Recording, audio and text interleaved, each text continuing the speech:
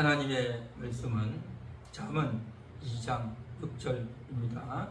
같이 합독합니다. 대저 여호와는 지혜를 주시며 지식과 명철을 그 입에서 내심이며. 아멘. 대저 여호와는 지혜를 주신다 라고 말씀하고 있습니다. 지혜는 하나님이 주십니다. 인간이 꾀를 내어서 이렇게 해볼까 저렇게 해볼까 이국리 저국리 한다고 해서 되어지는 것이 아니고, IQ가 높다고 해서, 또 재능이 뛰어나다고 해서, 또 남들보다 특별한 경험을 했다고 해서 지혜가 더 있고 덜 있고 한 것이 아니다라는 겁니다. 진짜 지혜는 하나님이 우리에게 주시는 줄 믿습니다. 지혜가 뭐냐라고 할 때에 우리가 선뜻 대답하기는 쉽지 않죠. 그렇지만 지혜라고 하면 그냥 단순히 머리를 좀 잘 쓰고 재능을 잘 굴리는 그런 정도를 말하는 것이 아니고, 어떤 사람에 대해서 깊숙이 이해하는 것, 어떤 사물이나 또 되어가는 어떤 원칙, 원리 같은 것들을 잘 깨닫는 통찰력, 이러한 것들을 대체적으로 지혜다, 그렇게 우리가 말들을 하죠. 자, 하나님은 우리에게 지혜를 주시기를 원하십니다. 우리도 지혜롭기를 원하죠. 모든 사람들은 다 지혜를 갖기를 원합니다. 지혜가 없이 일을 하면 굉장히 힘이 듭니다. 열심히는 하는데 일이 풀려지지가 않아요. 또 이제 지혜가 없이 일을 하다 보면 일이 막혀버리면, 결정적인 순간이 오면 좌절해버리고 실수하고 또 나중에 크게 후회하는 그런 일이 있죠. 그래서 그 결정적인 순간에 굉장히 어려운 문제에 봉착했을 때 이것을 잘 타개할 수 있는 그러한 지혜를 우리가 얻기를 원합니다. 그런데 많은 사람들은 그때에 아주 기발한 아이디어를 내고 또 남들이 생각하지 못했던 희한한 말들과 행동을 하는 사람들이 있습니다. 그래가지고 남들이 볼 때, 야, 저 참 대단한 방법이다, 어떻게 저렇게 말을 할 수 있을까 라고 감탄하기도 하죠. 그런데 진짜 지혜는 오직 하나님이 주시는 줄 믿습니다. 하나님은 우리에게 지혜를 주기를 원하십니다. 성경에서도 보면 지혜에 대한 언급이 많다는 겁니다. 우리는 인간의 지혜, 세상의 지혜가 아니라 하나님이 주시는 지혜, 그 지혜를 얻어야 될 줄 믿습니다. 우리는 지혜를 구해야 되는데 왜 지혜를 구해야 될까요? 첫 번째는 우리 인간이 어리석기 때문입니다. 우리 인간이 어리석고 미련하기 때문에 지혜를 구해야 된다는 것입니다. 성경에 보면 나발이라는 인물이 나오죠. 다윗과 함께한 사람들이 그를 돕고 나중에 이제 추수철이 되어서 또 큰 잔치를 베풀게 될 때에 이제 먹을 양식을 좀 달라고 했을 때에 완전히 다윗을 무시해버리죠. 모르는 척을 해버리죠. 그렇게 해버렸는데 다윗이 이렇게 은혜를 원수를 갚을 수 있냐 라고 해서 다윗이 그를 가만둘 수 없다, 보복하겠다 해서 갔는데 그의 아내, 나발의 아내가 와서 음식을 챙기고 준비해 가지고 와서 다윗에게 이야기하죠. 그러면서 내 주여, 당신은 장차 하나님이 이스라엘의 왕으로 세워주실 텐데, 그러면 멋있게 왕으로 세워줄 텐데 그때 되면 지금 이 나발이라고 하는 사람을 처단한 것으로 인해서 나중에 부끄러운 일이 될 수가 있을 것입니다. 수치스러운 일이 될 수 있을 것입니다 라고 하면서 이제 그를 잘 설득을 해서 말리죠. 그 말을 듣고 다윗이 내 말이 맞다 라고 하면서 다윗이 물러갑니다. 그래서 나발의 아내 아비가일의 이 지혜로운 말이 다윗을 이제 주의하게끔 만들어줬죠. 그리고 나서 그 사건이 있고 나서 얼마 안 있어서 이제 나발이 죽고 맙니다. 다윗이 손대지 않고 그냥 갑자기 그 몸이 굳어져 가지고 죽고 마는 그런 일이 벌어집니다. 다윗이 손대지 않았지만 하나님이 그를 이제 심판하신 그러한 사건이었습니다. 지혜라고 하는 것, 이것은 우리가 하나님이 지혜를 주셔야만 이 일이 가능한 겁니다. 다윗이 알아서 한 것이 아니라 아비가일이라고 하는 이 여성이 다윗에게 지혜를 이야기했고, 다윗이 그 말을 잘 들었던 겁니다. 나발과 아비가일의 차이는 뭐였겠습니까? 여러 가지 차이점이 있었겠지만 가장 핵심적인 원인은 바로 이겁니다. 나발은 지금 현재는 사울이 왕이고 사울 천하인데, 그를 돕다 보면 우리도 어려움을 당할 수 있고, 또 내가 왜 그런 자에게 양식을 주겠느냐라고 하면서 지금 현재 시대를 사울이 임금이다라는 관점이었고, 아비가일의 관점은 비록 사울이 왕이지만 그러나 하나님이 진정으로 기뻐하시는 자는 다윗이다, 하나님이 언젠가 다윗을 세우실 것이다 라고 하는 관점이 있었던 겁니다. 그래서 이것에 대해서 과연 나발의 관점이 맞느냐, 아비가일의 관점이 맞느냐 라고 할 때 성경에서는 아비가일의 관점이 맞았다라고 그렇게 기록을 하고 있는 것이죠. 그래서 하나님의 뜻이 어디에 있는지, 하나님이 누구를 왕으로 세우고 지도자로 세웠는가 하는 것들을 잘 분별해야 됩니다. 그것을 알지 못하면 나발이 될 수 있고, 알게 되어서 아비가일이 나오고, 그래서 지혜를 가졌고, 그래서 그것을 확신했기 때문에 다윗을 위한 조언을 할 수 있었고, 그 말을 다윗은 또한 받아들일 수 있다라는 겁니다. 지혜가 뭡니까? 어리석기 때문에. 다윗이 어리석었고 또한 나발도 어리석었죠. 그러나 그 나발은 하나님의 뜻을 받을 만한 그러한 심령이 전혀 되지 않았던 겁니다. 다윗은 비록 잠깐 잘못 생각했지만 하나님께서 이렇게 사람을 붙여주어서 깨닫도록 해주셨던 것입니다. 지혜라고 하는 것은 결국 어리석은 자에게 하나님이 지혜를 주시는 겁니다. 그러나 그 어리석은 자가 할지라도 하나님과 관계가 되어 있고 하나님과 교제하는 그러한 자라고 한다면 잠시 잠깐 막혀 있고 실수하더라도 하나님이 주변의 사람들을 통해서 알려주고 깨닫게 해주시는 겁니다. 그러나 하나님과 이 관계가 되어 있지 않는 자는 옆에서 아무리 이야기해도 듣지 않는 겁니다.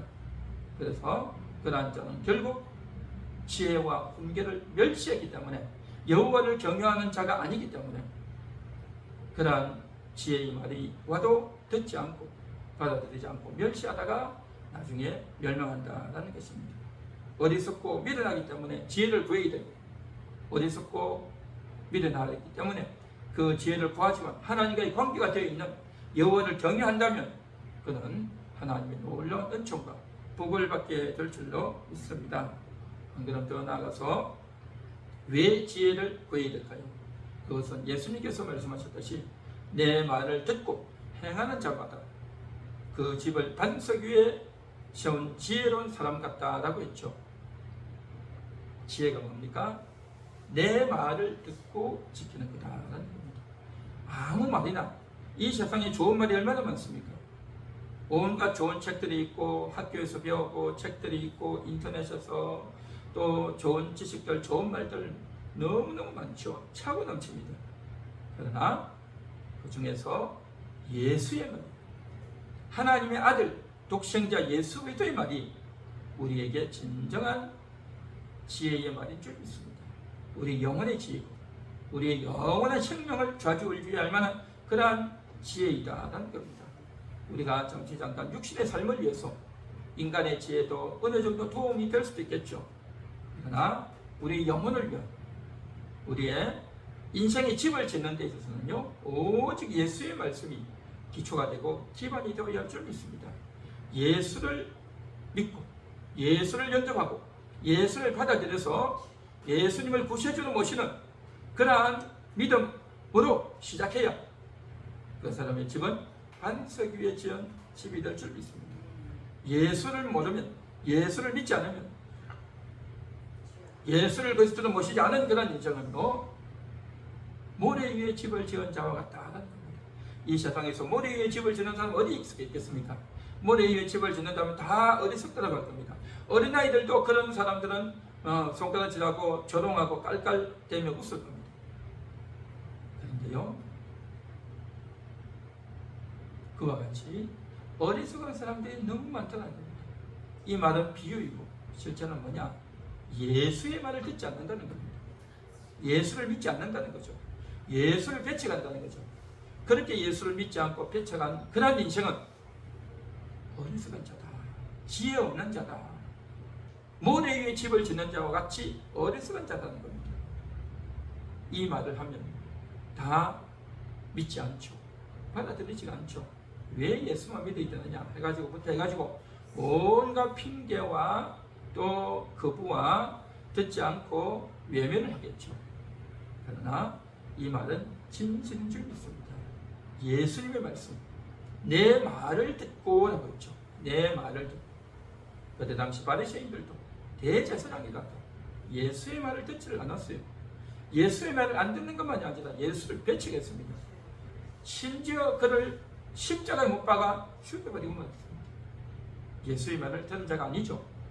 그들은 자기들의 방식대로 자기들이 가져온 공부해 왔던 것에 의해서 자신들의 지위를 가지고 또 자신의 그 가르침을 가지고 많은 사람에게 영향력을 미치고 그로 인해서 물질적인 부를 챙기고 많은 사람들에게 인정과 공로를 받고 또 대단한 존경을 받는 그런 사람으로 살아가겠죠. 이 땅에서는 정말 대단히 자랑스러운 인생을 살았겠죠. 그러나 예수를 믿지 않는, 예수를 부인한 그런 자들, 그래서 결국에는 예수님께서 그렇게 말씀하셨죠. 화 있을진저, 화 있을진저. 예수님의 대단한 분노와 또 정죄를 받을 수밖에 없었던 겁니다. 그건 뭐겠습니까? 예수의 말을 듣지 않았던 겁니다. 예수의 말이 기준이고 예수의 말이 생명이고 예수의 말이 구원이고 예수의 말이 우리를 살리는 그러한 말씀인 줄 믿습니다. 그래서 그 말씀에 따라서 우리가 반석 위에 집을 지었다면 이제 반석 위에 집 지은 것으로만 깃발만으로만 끝나는 것이 아니라 기둥을 세우고 칸을 채우고 안에 내용물들을 채우고 아름답게 장식해 가는 데 있어 가지고 또한 예수의 말씀으로 지어야 될 줄 믿습니다. 예수의 말씀이 없다면 구원은 받았지만 세상 사람들처럼 불신자들처럼 그러한 방식대로 욕심대로 교만대로 또 자기 기분대로 자기의 예감대를 따라서 그렇게 살아간다면 그 사람은 기초는 있지만 칸들이 없는 그러한 집이 되고 말 것입니다. 다 타버린단 말이죠. 그래서 우리는요 기초뿐만 아니라 기둥도 칸들도 너무너무 아름다운 그런 집을 지어야 할 줄 믿습니다. 우리가 상상도 할 수 없는 엄청난 집들이 천국에서 지어질 것이고 큰 집이 대단한 집이 놀라운 집이 많은 사람들이 부러워할 만한 그런 집들이 정말 지어질 수 있기를 간절히 소망합니다. 이 세상에서는 땅을 많이 차지하고 건물주가 되고 그래서 월세 받아 먹고 그렇게 살면 좋다라고 하면서 그렇게 이야기하죠. 공장이라도 하나 가지고 있으면 조그마한 기업이라도 하나 가지고 있으면 대기업이라도 하나 가지고 있으면 대단한 사람으로 그렇게 여기죠. 우리는 이 세상에서는 그러한 것들을 받은 것 없지만 우리는 천국을 받았고 영생을 받았고 그 천국과 영생을 받아보면서 이 땅에서는 부족하고 환난을 당하고 어려움을 당하고 또 실패와 좌절을 많이 겪지만 우리는 날마다 기도하면서 인내하면서 천국을 소망하면서 날마다 살아가야 될 줄 믿습니다. 이게 바로 뭡니까? 아름다운 집을 짓는 겁니다. 그 집을 짓기 위해서는 예수의 말씀을 들어야 되는 것이고 그래서 항상 예수의 말씀을 듣고 항상 예수님의 능력을 받아야 되고 예수님과 소통하고 예수님과 함께 해야 될 줄 믿습니다. 그래야 우리의 집이 잘 지어지고 지혜롭게 짓게 될 줄로 믿는 것입니다. 그래서 정말 우리는 지혜를 구해야 된다는 겁니다. 지혜를 구해야 되는 겁니다. 그리고 세 번째로는 우리가 왜 지혜를 구해야 될까요? 하나님은 직접 우리 집을 지어주지 않는다고 하는 사실인 겁니다. 이거 우리가 깊숙이 생각해야 됩니다. 우리는 믿음이 있으면 하나님이 다 해주신다라고 생각하죠. 물론 맞습니다. 하나님이 다 해주셔요. 그러나 하나님이 다 해주시지만 우리가 또 해야 되는 겁니다. 우리가 해야 하나님 해주시는 겁니다. 그래서 우리가 모든 것들을 다 하고 그렇게 할 수 있는 결정타는 하나님이 주신다는 거죠. 재료도 하나님이 주시고, 할 수 있는 아이디어도 주시고, 할 수 있는 힘도 주시고, 할 수 있도록 모든 것이 합력하여 선을 이루게 다 해주시고, 하지만 그렇게 하려고 내가 일어나야 되는 겁니다. 일어나고 사람을 만나고 전도하고 또 많은 사역을 해야 된다는 거죠. 그렇게 하고 할 때, 그렇게 하다가 때로는 실패도 하고 때로는 넘어지기도 하고, 그렇게 하는 과정 가운데서 또 일어나면서, 그러는 과정 가운데서 하나님이 도우시고 성공케 하시지, 우리가 아무것도 안 하고 가만히 있어서는 안 된다는 것입니다. 하나님은 우리가 집을 지어야 되는 겁니다. 내가 앞으로 장차 가서 얻을 그 집은 내가 지어야 됩니다. 믿음으로 지어야 되는 겁니다. 그래서 내가 짓는다라는 것을 가리켜서 믿음으로 한다. 하나님이 지혜와 능력을 주셨고, 그래서 내가 집을 다 지었지만 다 하나님이 주셨습니다 라고 우리는 그렇게 말은 하죠. 말은 하지만 하나님은 뭐라고 말씀하십니까? 내가 수고했다라고 하는 거죠. 하나님이 착하고 충성된 종아 하고 주님이 인정해 주시는 겁니다. 우리는 하나님이 하셨습니다 라고 하지만 하나님은 너가 했다라고 한다는 거죠. 우리가 해야 되는 겁니다. 우리가 하고 다 하고 나서 하나님이 하셨습니다 라고 해야지, 아무것도 안 하고 가만히 있으면 안 된다는 거죠. 그래서 열심히 우리가 살아야 되는 겁니다. 열심히 살고 움직이고 하다 보면 실수도 하고 넘어지기도 하고 하죠. 마치 부잣집 아들이 이제 집에 모든 것들이 다 있으니까 뭐든지 사고 어디든지 가고, 돈의 구애를 받지 않고 모든 걸 다 하다 보니까, 물론 많은 경험도 하겠지만 아쉬움이 없이 가난한 사람, 옆에 어려운 사람 돌아보지 않고 자기 하고 싶은 대로 먹고 마시고 가고 하다 보니까 이 사람은 훈련을 못한 겁니다. 인격의 훈련을 못한단 말이죠. 그러면 그런 아이는요 완전히 버리는 거예요. 인생 망치는 겁니다. 남들보다 어릴 때는 좀 있어 보이고 좋은 옷 입고 맛있는 거 먹고 또 여기저기 구경도 가고 잘 하는 것 같지만, 그런 아이는요 자녀롭지 못한 겁니다. 앞으로 아버지와 어머니의 그 유산을 이어받을 자질이 안 되는 겁니다. 그런 아이들이 나중에 사업을 하면 어떻게 됩니까? 망하는 겁니다. 어려워진단 말이죠. 그래서 어려움을 잘 겪어내야 되는 겁니다. 그래서 하나님은 우리에게 어려움을 겪어내라고, 고난도 당해보라고 하시는 거죠. 그래서 참 하나님의 이 뜻과 사역은 너무나도 놀랍다는 겁니다. 그래서 우리가 이런 고난을 당하는 것이다 라는 것이죠. 그래서 직접 모든 것을 하나님이 다 해주시면 우리가 말하는 겁니다. 우리가 해야 되는 겁니다. 우리가 하려면 어떻게 해야 되냐 말이죠. 그래서 고민도 해보고 어려움도 당해보고 망해도 보고 배신도 당해보고 마음의 상처도 입어보고 온갖 좌절도 다 겪어봐야 되는 겁니다. 그렇게 하는 과정 가운데서 어디선가 지혜가 나오고 어디선가 지혜가 나오는 겁니다. 그래서 어렵고 힘들 때 더 열심히 일을 하면서 생각하고 고민하는 과정 가운데서 지혜가 나오고, 넘어져 좌절해 있는 가운데 어디선가 빛이 비쳐오고, 마음이 무너지고 좌절되어 있는데 어디선가 희망이 비쳐오고, 그것이 바로 뭡니까? 지혜라는 겁니다. 지혜. 우리가 생각할 때는 지혜다라고 하지만 결국 그게 뭐냐? 하나님이 그렇게 힘을 주시고 이끌어 주시는 거란 말이죠. 표현 방법이 어떤 때는 지혜라고 하겠다가 또 어떤 때는 하나님이 이렇게 주셨다라고 하기도 하고 그렇단 말이죠. 그래서 하나님이 다 주지 않고 우리로 하여금 깨달으는 겁니다. 깨닫고 지혜를 얻고 힘을 얻고 일어나는 겁니다. 이게 바로 뭐냐? 하나님이 주시는 지혜인 겁니다. 그래서 하나님이 주시는 지혜라고 하는 것은 너무 놀랍습니다. 무궁무진하단 말이죠.